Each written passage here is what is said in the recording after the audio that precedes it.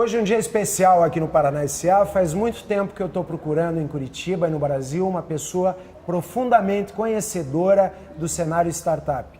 E eu trouxe para falar conosco o Rodrigo Del Varenga, um craque. Obrigado, Rodrigo, pela presença. Não, é um prazer. O Rodrigo Del Varenga é mestre em desenvolvimento econômico, atua 6 anos diariamente no segmento startup. Já quero começar assim com uma chancela enorme. Você foi um dos que trouxe para o Brasil o Founder Institute e a Startup Grind, Rodrigo? Sim, eu fiz parte dos grupos de pessoas que trouxeram esses movimentos para o Brasil. Primeiro começando com o Startup Grind e depois trazendo aqui para Curitiba Anjos do Brasil e por fim, junto com um grupo de pessoas, o Founder Institute. A Startup Grind, resumidamente, o que é essa maior comunidade de startups aí mundial? O Startup Grind é a maior comunidade global de empreendedores e startups hoje. Nós estamos em 82 países, 230 cidades no mundo. Nascemos no Vale do Silício por empreendedores seriais da região que queriam inspirar, educar e conectar outros empreendedores para tornar a jornada do empreendedor uma jornada menos solitária. E o Founder Institute, que inclusive está acho que na 3ª turma em Curitiba, né? Temos até a equipe do Paraná Portal presenciando esse momento. Como é que foi essa vinda para cá, Rodrigo? Essa vinda foi um convite de 2 amigos que resolveram tentar trazer o Founder Institute para cá, para que eu, junto com eles, fizesse parte do grupo de pessoas que seriam os diretores para implantar aqui. Nós fizemos isso em 2015 juntos, né? E depois disso eu acabei me convertendo apenas num mentor do programa e eles seguiram junto com um grupo ainda maior de pessoas fazendo a gestão operacional do programa, que está crescendo e eles estão fazendo um belíssimo trabalho. Bem objetivamente, o que o Founder faz com estes inscritos, Rodrigo? O Founder Institute, ele trabalha como uma aceleradora de ideias. Então, ele acelera pessoas para que essas pessoas acelerem suas ideias e consigam tirar suas ideias do papel para o mundo real. E isso é a primeira fase, a embrionária do projeto Startup? Sim, a primeira fase de uma startup, ela nasce com a vontade de alguém em resolver algum problema. E aí, a partir daí, você tem todo um processo de construção de equipe, que é o mais importante tema para você montar uma empresa jovem. É a equipe que você vai construir para fazer todas as entregas e execuções que você vai ter pelo caminho. Rodrigo, até para a gente avançar agora, eu faço 2 pontos aí. Explica para quem está online conosco, de fato, o que é uma startup. Eu perco as contas na semana, no mês e no ano, todo mundo falando de startup. E daí, quem não atua no segmento, você pede para explicar, não sabe direito o que é. O que é uma startup, Rodrigo? Uma startup é uma empresa que baseia a sua solução, seu produto, seu serviço em tecnologia ou inovação. E é uma empresa que procura encontrar um modelo de negócio que possa ser escalável, num tempo muito curto.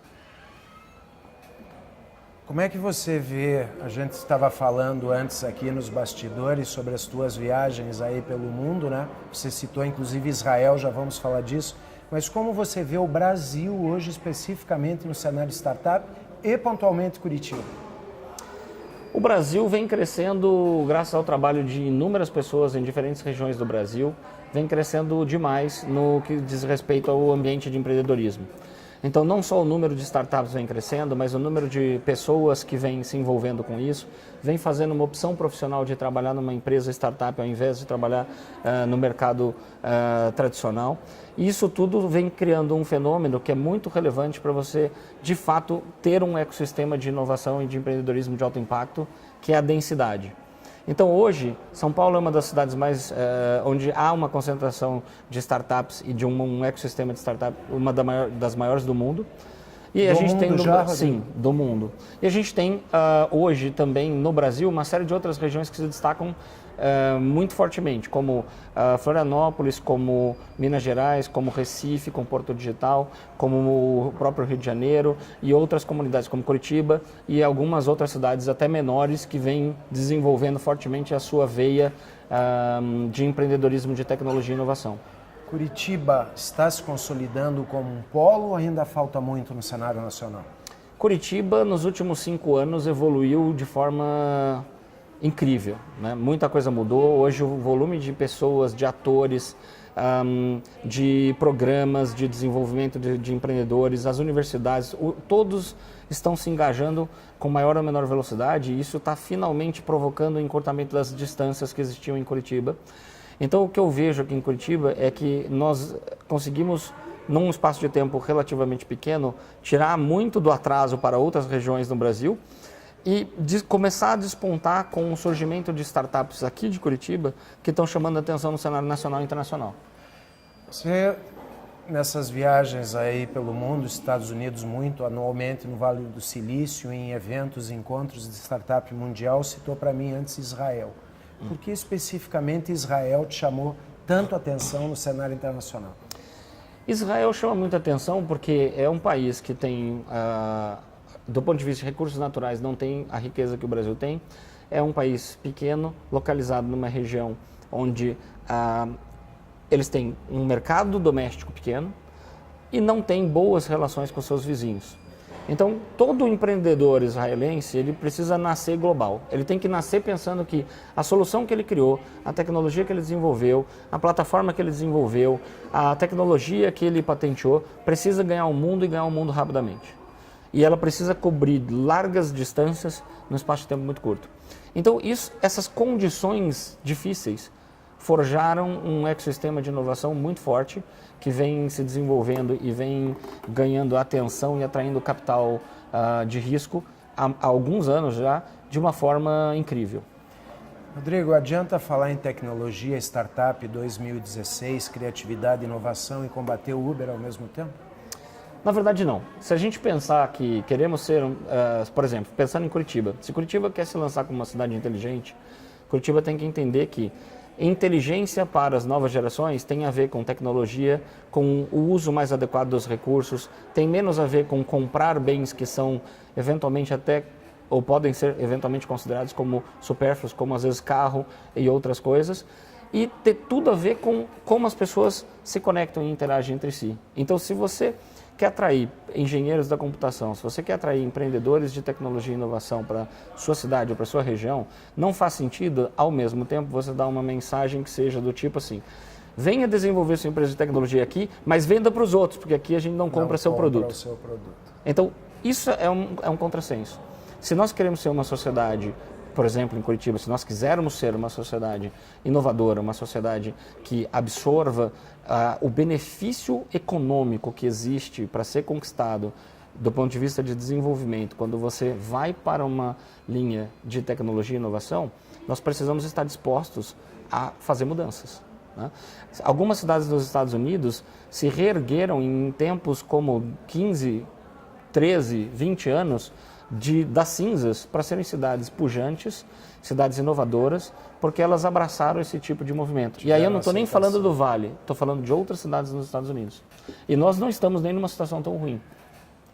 Quando eu pego um polo industrial significativo no Brasil, como é a SIC aqui na região metropolitana, se fosse para escalonar de 0 a 100% uma SIC e tudo que poderia ter de tecnologia, inovação e projetos relacionados à startup, em que fase isso estaria na sua cabeça? Hoje, eu diria, pensando na SIC, nós estaríamos beirando 10%. Com louvor. Olha, e talvez sendo legal. Há muito espaço para interagirmos ou criarmos condições para que haja uma interação entre as startups e as empresas estabelecidas de determinados setores, né? E isso para quê? Para construir valor. Nós somos um país que tem uma das piores produtividades no mundo. Nós somos um país que tem uma indústria que perdeu espaço no mundo, perdeu espaço, e falando do Paraná, perdemos espaço para outros setores de atividade. E muitas das vezes, isso não é algo que a gente deva gastar o nosso tempo culpando os outros. A gente deveria entender o seguinte: como podemos mudar essa realidade? Simples assim. Parafraseando um grande amigo com quem a gente conversou recentemente num evento que fizemos, em que se as coisas fossem simples assim, ou seja, vamos tornar as coisas simples assim. Vamos levantar amanhã às 8 horas da manhã e vamos mudar a cidade que moramos a partir de mudar o nosso modelo mental e fazer aquilo que podemos fazer para sermos um ícone no Brasil. E quando você pega a administração pública independente de Curitiba, falando no Brasil como um cenário global agora, a administração municipal, estadual, federal está atenta de fato o que ela pode gerar com projetos inovadores de startup?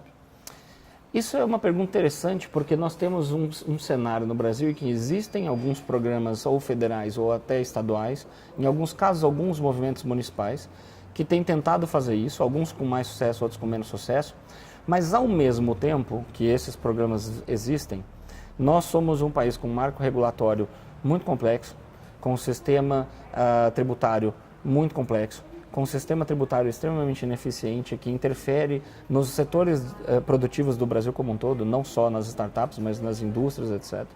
Nós também somos um país em que uma empresa de tecnologia e inovação brasileira que desenvolve uma solução interessante para alguma coisa, ela tem uma dificuldade extrema de, por exemplo, vender para o governo.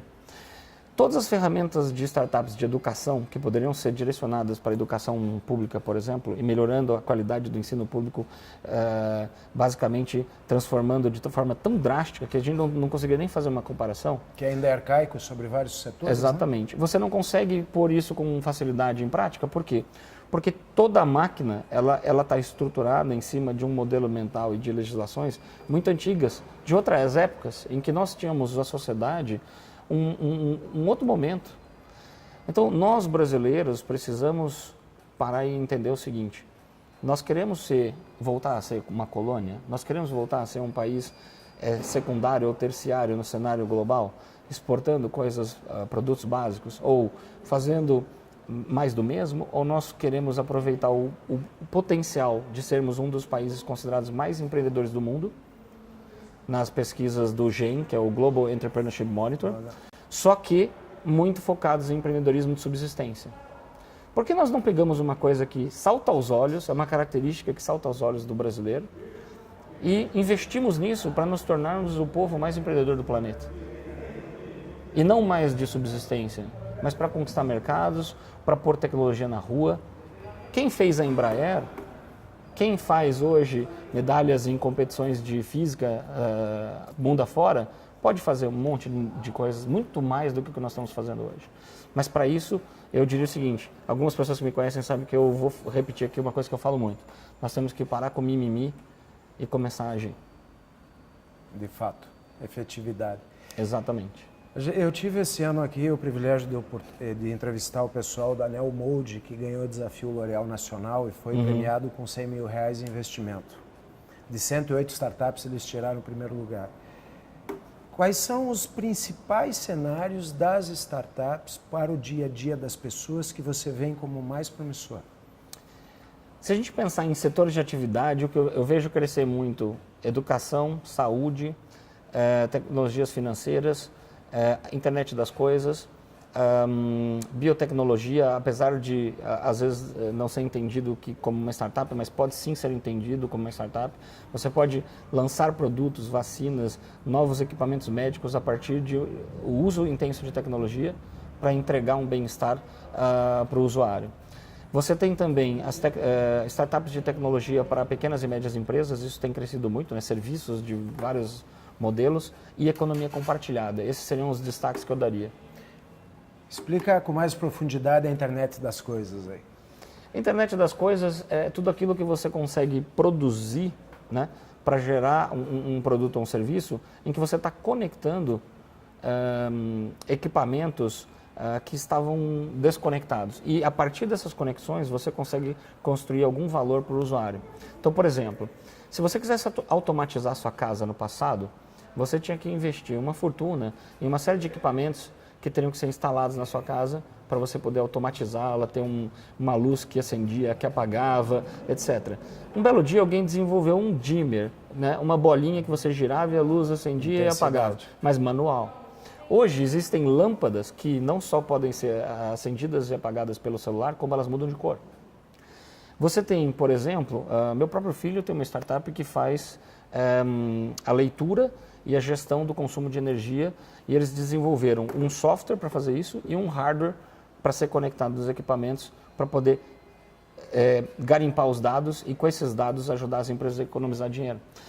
Isso é um pequeno exemplo de uma infinidade de coisas que vem por aí, conectando equipamentos às casas das pessoas, conectando o carro, conectando pulseiras, conectando tudo que você pode usar para, de alguma maneira, entregar algum tipo de bem-estar para o cliente. Não perca a semana que vem, eu continuo aqui com o Rodrigo Del Varenga, mestre, empresário há 6 anos atuando no segmento startup.